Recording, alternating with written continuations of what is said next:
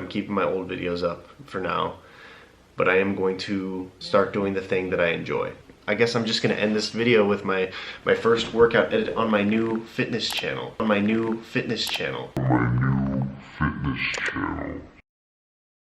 What's going on, guys? My name is Chris Holt, and I am really nervous to be back on camera again. If you're new to the channel, it's good to see you. If you're already subscribed and you're returning to the channel, whoa.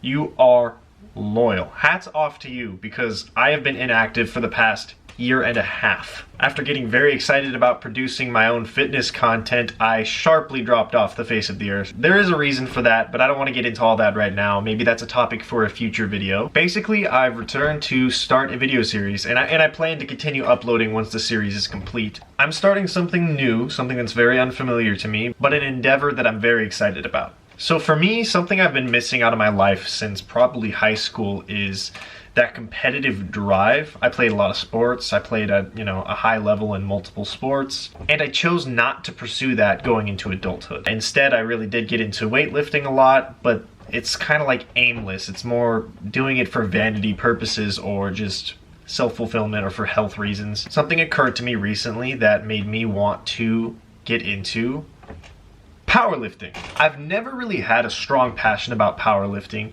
but I'm pretty naturally strong, and I've always known that. I didn't think I was anywhere near like competing, but here living in Oregon, it's come to my attention that a weight class that's not far out of my reach for bench press has a current state record that is potentially attainable for me. Given that I've never done a powerlifting meet, obviously there's a lot that can go wrong, and I have about 12 weeks to get ready. On June 19th, I will be competing in my first powerlifting meet for raw bench press. I wanted to do deadlift as well, but my deadlift still has some work, and then because of my back problems, squatting is just, it's not as heavy as I would like it to be. So I'm not as competitive in deadlift, and I'm really not that competitive at all with my squat, but my bench press is what puts me in like almost elite category for, a drug-tested individual.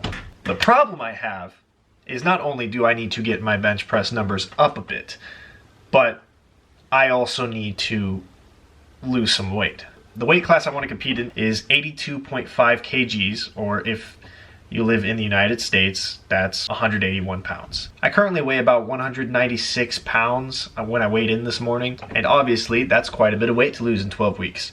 Not impossible. My metabolic rate is fairly high just because I'm carrying around more muscle mass. I'm in decent shape, but I can definitely lose the weight for sure. There's definitely room. I will say this, I'm going to be very lean if I make that weight class.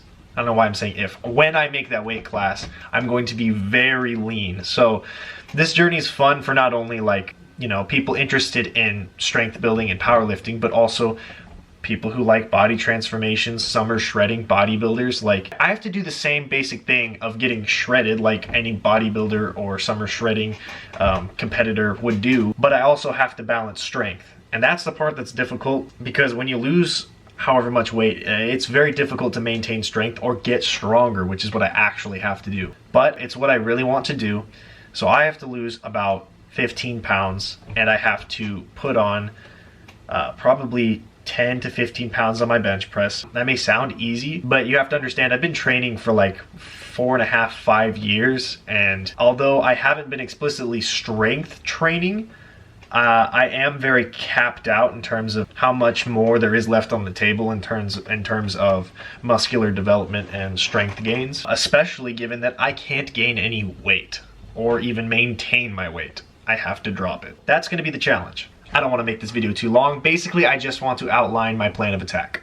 Alright, so I'm here on my whiteboard, and I have my basic plan of attack sort of written out here. So my basic plan for training, Sunday through Saturday, looks like push-pull legs, rest, push-pull legs. That's more than I've been doing for the past 2 years, where I've only been training 4 days a week.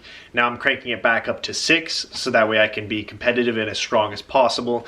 Getting in more training sessions without impeding recovery. Now with the nutrition, which I'll have a video in the series that goes over my nutrition and my macronutrient breakdown, but just for the basic calorie intake, my calories are going to look like 2,300, 2,300, 2,300, 2,500, 23, 23, 25. The reasoning for it not being the same every day, which is what I would normally do if I was trying to have a controlled calorie intake, is because I need to prioritize my strength on my bench press. And so the reasoning is that because I have more calories the day before, so on Saturday I have an increased calorie intake not on the actual push workout day, but the day before. Whenever I diet, I tend to partition more of my carbohydrates to later in the day, so more of that sitting and being digested while I'm actually sleeping, or it's stored as glycogen or body fat or whatever. My glycogen stores are going to be fuller the day after because those carbohydrates were not used during the day that I ate them. So my reasoning for increasing calorie intake on certain days is to increase my potential on my push workouts. Because carbohydrates are the fuel for working out. And I still have my pre-workout meal and everything, but that doesn't quite get your glycogen stores up. That takes time. So that's the logic there. Obviously, what matters is a calorie deficit, and this puts me in a calorie deficit for sure. I maintain my weight well over 3,000 calories a day, and this averages out to a weekly average of 2,357 calories, which should help me get to where I need to be. Now, I need to lose 15 pounds over the course of the next 12 weeks, so that's going to look something like 1.25 pounds per week. So 1.25 pounds per week, which is totally doable. So for me, I can lose a bit more than this and still feel comfortable, like I'm not losing muscle mass or too much strength. Of course, to a point, once you get to a certain leanness, like it's hard to fight it. Even if you are losing weight slower, which is always going to be better in terms of muscle retention, strength retention, and possibly muscle building, health, micronutrient intake is going to be higher. There's a lot of reasons why you want to keep your calories relatively higher when you're in a deficit. Obviously, there are exceptions. If you're a much heavier individual, you'd want to lose weight faster.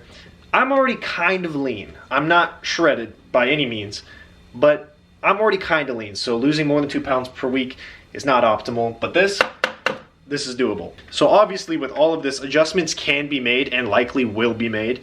If I'm losing weight too quickly, if I'm losing more than 2 pounds per week, I'm gonna increase my calorie intake. I'll find a way to stack calories onto these days in a way that I think might be optimal.